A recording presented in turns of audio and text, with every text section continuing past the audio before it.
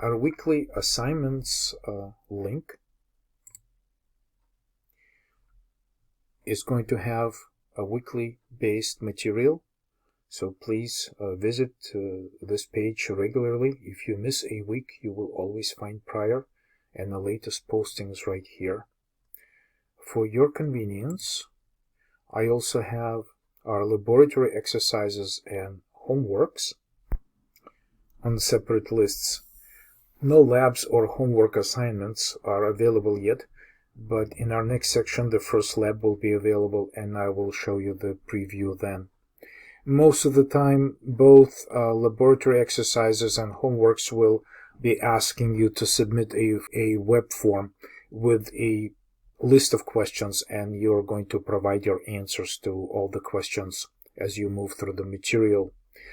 Some of the assignments will be asking you upload files with your reports or other artifacts. From the very beginning of this course, I would like to ask you to organize your directory structure and keep it simple but not too simplistic. You have to get well organized because a lot of work that we're going to be doing in this course will be a continuation of the prior labs or homeworks, and so therefore you need to keep track of all files on your system and keep it well organized, and also keep notes about the work that you do so you can quickly jump back where you left off the last time.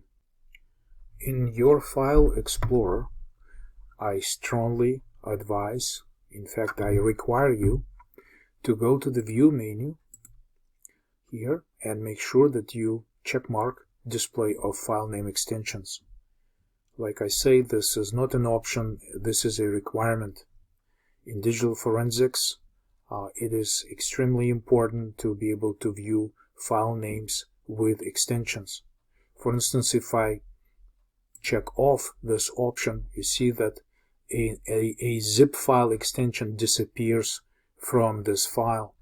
This is not acceptable in forensic investigations and using drives and images of drives and anything that has file names.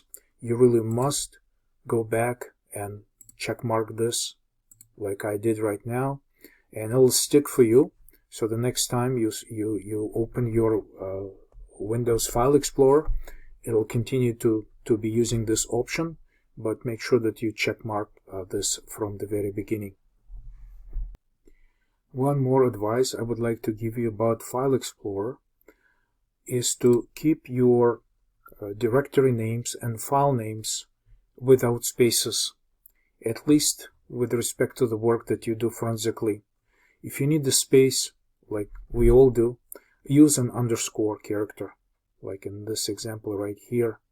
The reason for this is that there are many command line tools and other practical software that simply gets confused about spaces in directory paths and file names, and so sometimes you'll get strange errors. If you keep spaces away from these names, from names of the files and from names of your directories, it'll save you some time and avoid strange problems when you use forensic tools on your system. So I hope you have a good start, and now we're going to switch over to discussion about computer crimes.